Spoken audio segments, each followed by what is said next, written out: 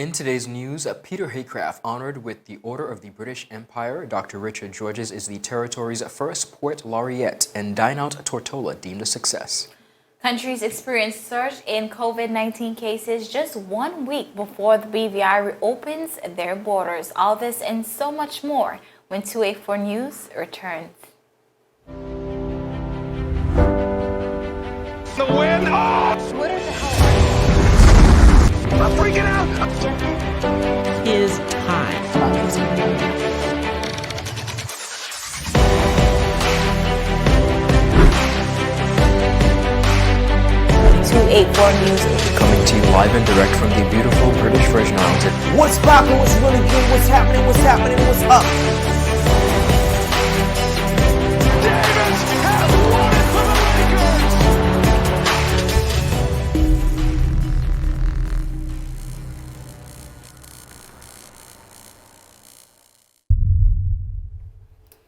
Welcome, everybody. It's Monday, November 23rd, 2020. We are coming to you live and direct out of Tortola in the beautiful British Virgin Islands. I'm Ron Grant. And I am Kyla Kenesha Forbes. It is definitely my pleasure to be back here with you to deliver your daily dose of, local, regional, and international content. Of course. Welcome back, colleague. Why, thank you. Before we get into today's newscast, let's just touch on some headlines that we will be covering throughout the week. COVID, of course, spikes in transit countries. BVI's chances of being affected continue to rise. About 450K has been signed for a deal for recovery works to the Royal Virgin Islands Police Force Marine Base.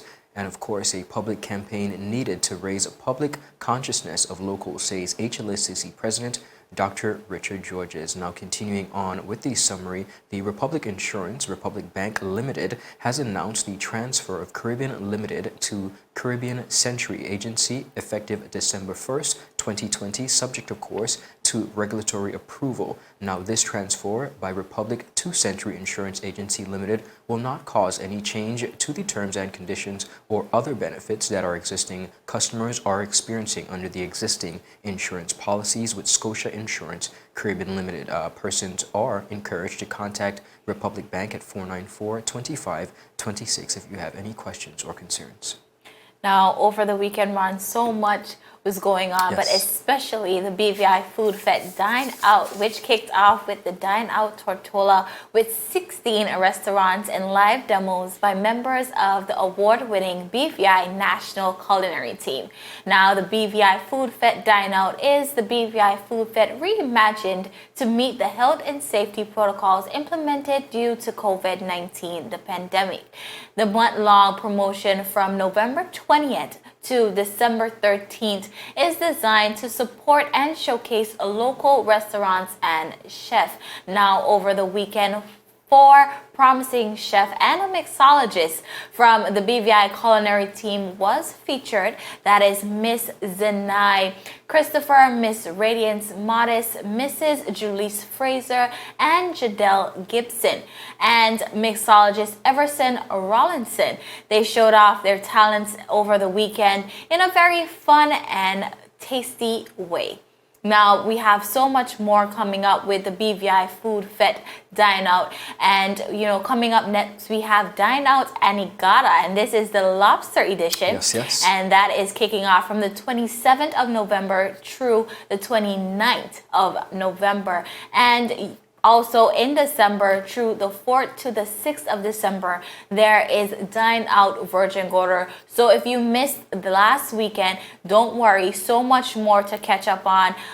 Really, definitely a great time, and definitely love to see our culinary team out there serving the people of the Virgin Islands in some very unique ways. So I couldn't agree more. That's awesome. Kyla, before we get into today's newscast, I want to take the time out to really congratulate these young professionals who are making waves in the culinary arts program here in the BVI. They continue to do tremendous work and represent us at competitions. So kudos to each and every one of them. Good stuff.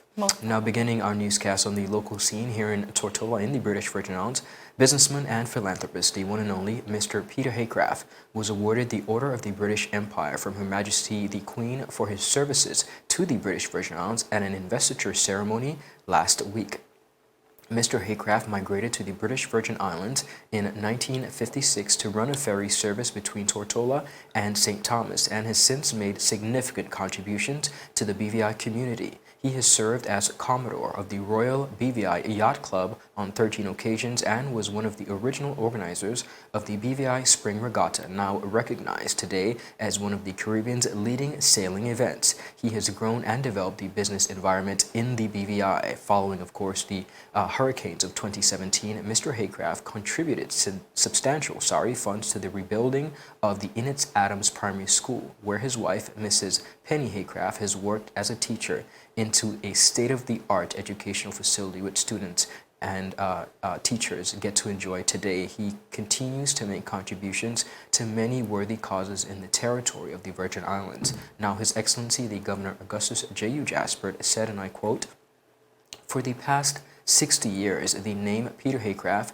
has become synonymous with entrepreneurship, innovation, and community support. I am very pleased to see Mr. Haycraft honored with an OBE for his philanthropic work."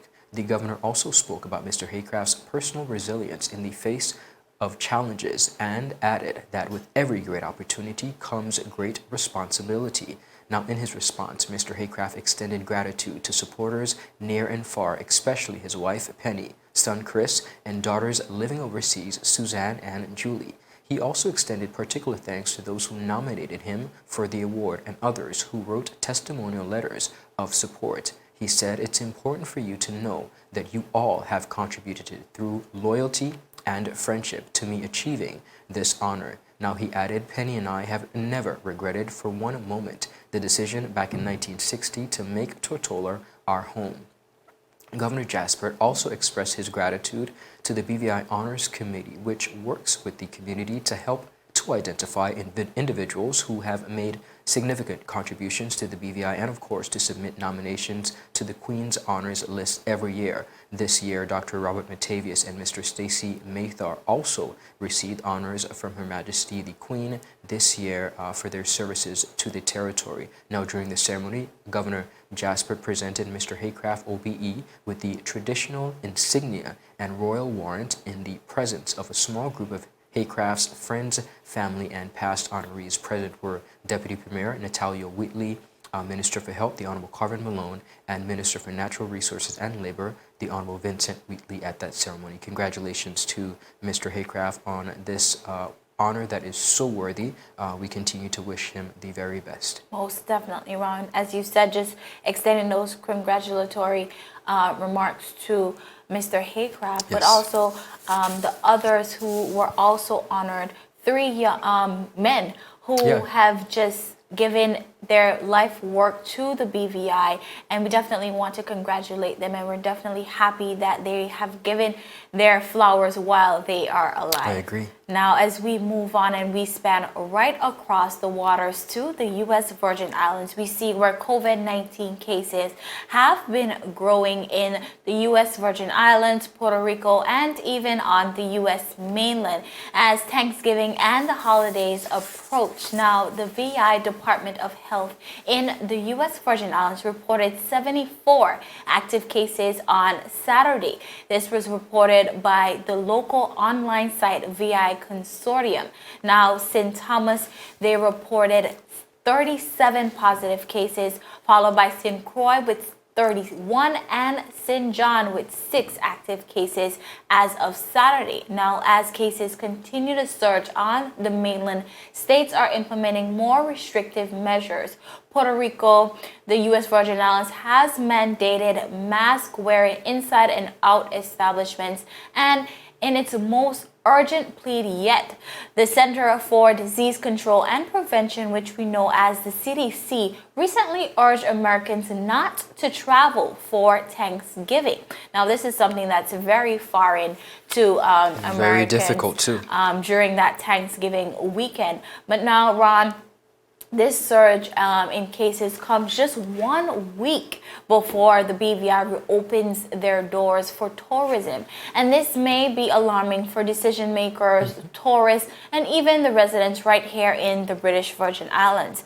Puerto Rico, Florida, the United States of the Virgin Islands, and as well as the Dominican Republic are all transits ports to the BVI. Now, in speaking to a local news outlet, Honorable Carvin Malone, Minister responsible for health and Health, said that the government will continue to monitor the situation in transit countries. During his interview with the news outlet, he said, and I quote, "As I have said from the declaration of this pandemic in March of 2020, it is critical for us not only to observe the protocols that we've put in place here in the Virgin Islands, but it is very critical for us to look at what is happening throughout the region and indeed throughout the world." He went on to say, when we look at the U.S. Virgin Islands, when we look at the numbers coming out of Puerto Rico, when we look at the numbers coming out of the Dominican Republic, primarily because those markets are the ones that afford us direct linkage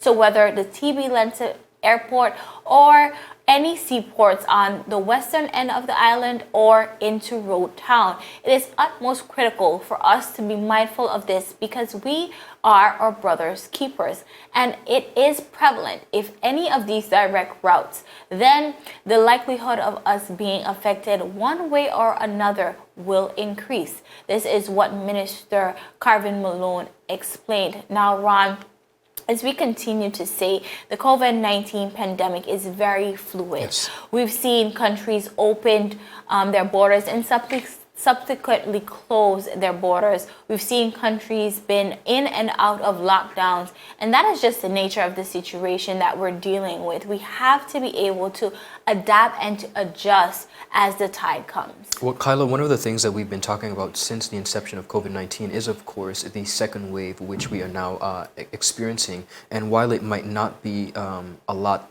alarming figures for a lot of different countries, we do see where our countries have felt as though they were doing pretty well, and all of a sudden there's an influx. Now, of course, with us reopening the borders, this is of paramount concern. We look at Anguilla, St. Kitts, they have had a rise in cases. Of course, Canada begins a 28-day lockdown today, which we're going to get into a little later. And of course, the UK is also battling with it. So like the Honorable Minister of Health said, I think it's important that we continue to strive to be our best and realize that with it being a fluid situation, that does not necessarily mean that we're out of the woodworks, particularly as we seek to reopen the borders. Most definitely. Viewers, we have so much more still ahead. Dr. Richard Georges is the territory's first poet laureate, and we're covering a third vaccine that seems to be pretty effective. All this and more. COVID-19 vaccine, that is. All this and more when 284 News returns.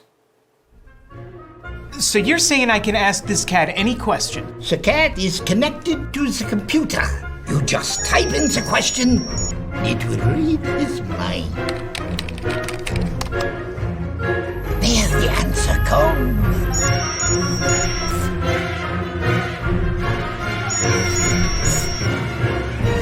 You're the man! I've been looking for this for weeks.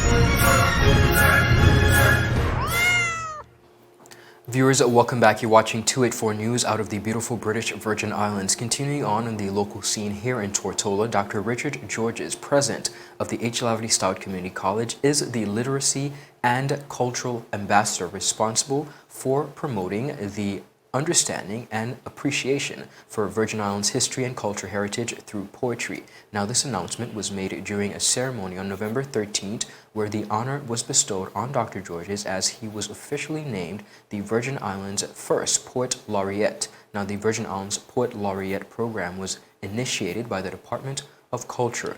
Now, Dr. Georges is the first to hold such a prestigious title here in the British Virgin Islands and will do so for a period of 3 years. Dr. Georges, in acknowledging the recognition and achievement, said that the arts is important to the development of the territory. He said, and I quote, "While this is a great personal milestone, I believe what is more important is what it potence for the underdreamt future. I'm going to repeat that because I think it's so important. He said, and I quote, "I believe what is more important, what it portends for the underdreamt future." He thanked his former literacy teachers for the foundation he received and his supporters in the community and abroad for his success. Now, during his tenure, Dr. Georges is expected to carry out the following responsibilities: act as a literacy ambassador to promote a greater appreciation for reading and writing of poetry, act as a cultural ambassador for the territory, promoting the understanding of and appreciation for Virgin Islands history and cultural heritage through poetry, present an annual lecture and reading of his poetry, represent the territory at different local, regional, and international literary events, give a reading or presentation to inaugurate and close his term, as well as develop programs and projects designed to increase the appreciation of poetry in the Virgin Islands, and create and or take part in mentorship programs to mentor emerging poets, such as the Writing with Writers Workshop. In addition, make sure the improvement of existing literary programs and projects as literary officer, arts officer in the Department of Education. Now, that officer, Miss Annika M. Christopher, explained that the designation of a National Poet Laureate has become a country's way of expressing its love and appreciation for the art of poetry. She said the Poet Laureate of the Virgin Islands is selected from among the territory's most accomplished poets. She continued by saying the criteria for the poet's nomination and appointment are based on the subject matter of their written work, which should speak to the unique experiences of the British Virgin Islands. This can range from societal issues to our cultural heritage and history. Of course, the volume, quantity of their work, as well as the quality, should be evident through awards and other literary achievements. Now, the honorary position of the Virgin Islands' first Poet Laureate is appointed by the Ministry of Education through a government committee appointed by the Minister of Government. Now, in a case of any appointment of the committee, the selection process will be carried out by the nomination of poets who will fit the given criteria following, of course, the committee's appointment. Dr. Richard Georges, the one and only, very talented young professional, has continued to cement his name and long before has been creating remarkable pieces of work that really will continue to be etched in the hearts and minds of all Virgin Islanders and across the region as well. Congratulations to him, and we hope that a lot more work will be done to revitalize and ignite inspiration and support for poetry in the BVI. Most definitely. Ron, you know, here at 284, we love to keep up with Dr. Richard Georges, and he has been doing a great job as it pertains to just the literacy and poetry arena here in the British Virgin Islands. And that quote that you read over, it really shows that some persons may not believe, but once you continue to believe, you can forge a path for others. And I think that is what Dr. Georges is really doing for our future poets and our future literacy professionals. So we definitely want to thank him and just congratulate him and just explain to him that we understand what you're doing and we do appreciate you for that. But viewers, of course, we have so much ahead. That vaccine that you were talking about, Ron, actually the third major COVID-19 vaccine, and this has shown to be effective. And Toronto, which is Canada's largest city, put into lockdown as infections soar. All this and so much more when 284 News returns. Father Jesus, that line here long like church service. Alright, you enjoy the rest of the day. Next customer line, please. Wait, hold on a second. Yes, Sonny boy, come, yes, son. Good morning. Good morning, Sonny boy. Hold on there. You must have cut fun topic. It's okay, I'll take care of it. What? No man to take care of me. How may I assist you?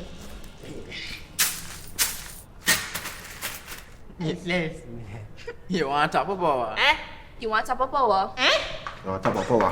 Join the prepaid party with CCT and enjoy more affordable data plans, more top-up promotions, more savings with hero bundles, and more value for your money each and every Tuesday with Top Up Turn Up Tuesday. Visit a CCT store today or anywhere CCT Top Up is sold and top up your phone. 5, 10, 15, 20, 25, 30. You want top up or?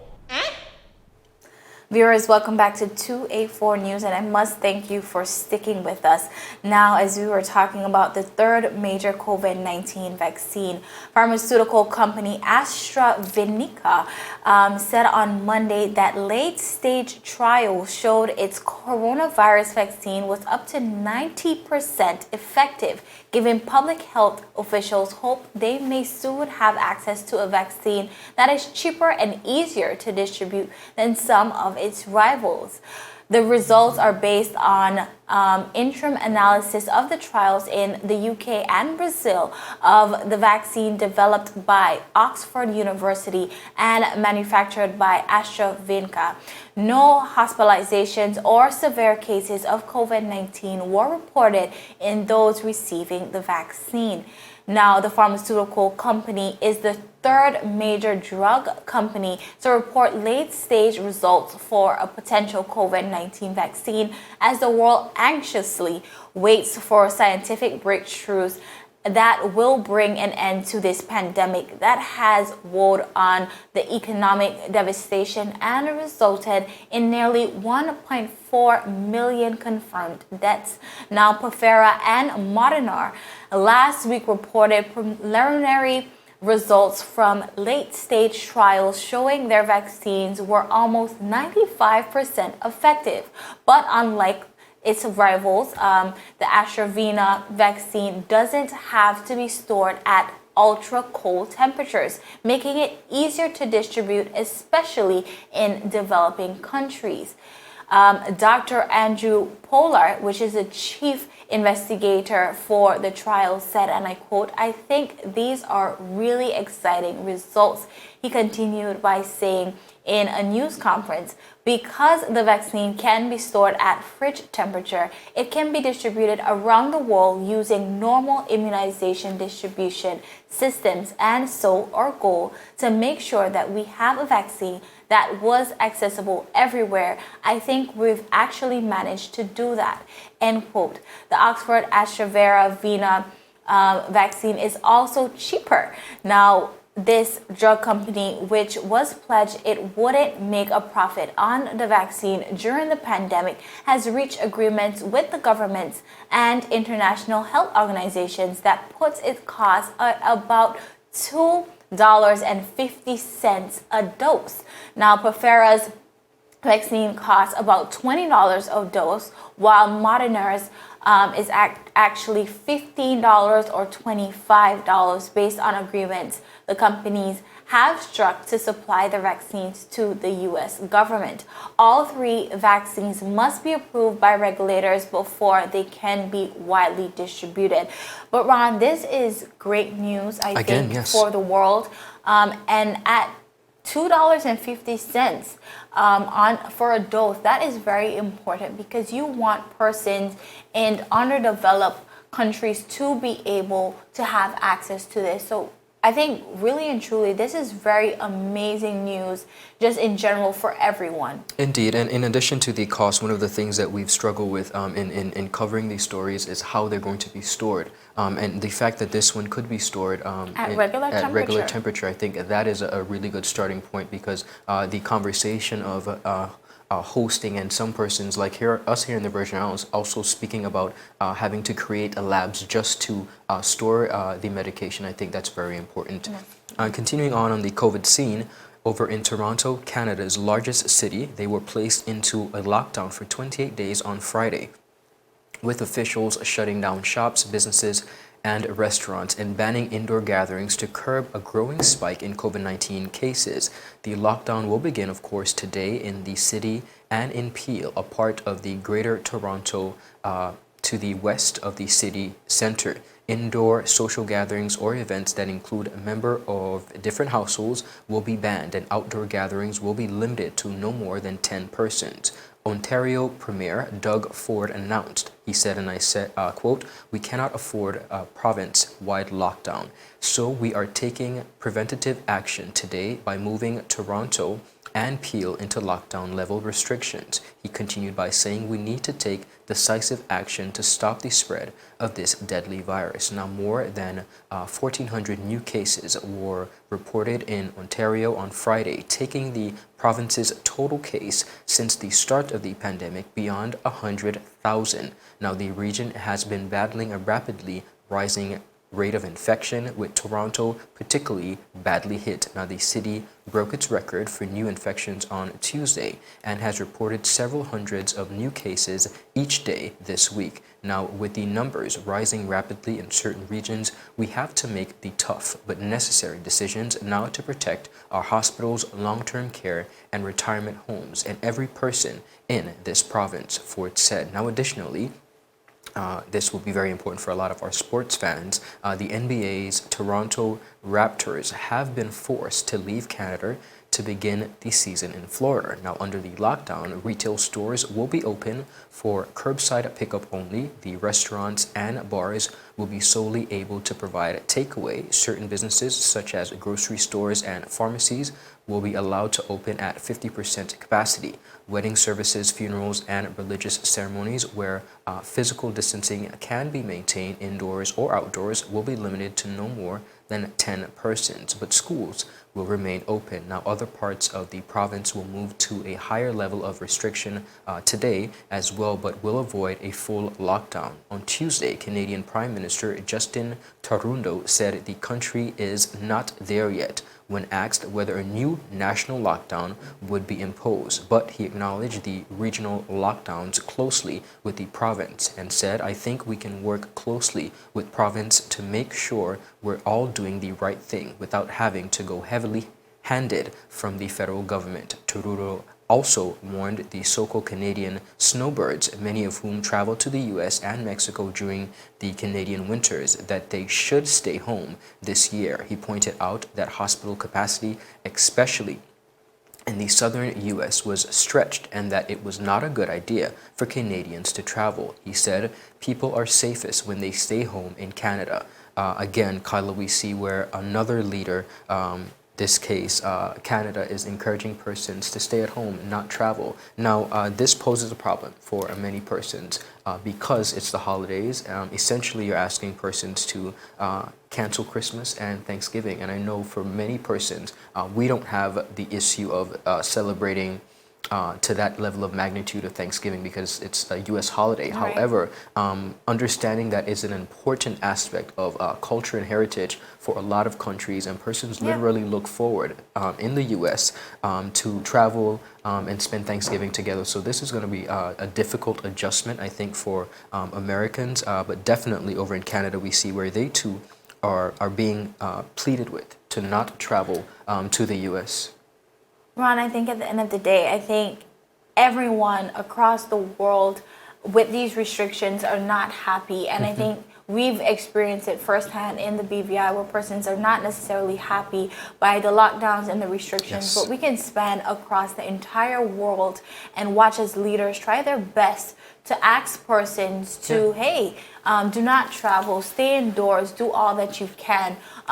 Here in Canada's case, much persons leave Canada simply because of the weather, not necessarily because of the holiday, but just because of the weather. It's very cold, so they would like to go to a hotter region.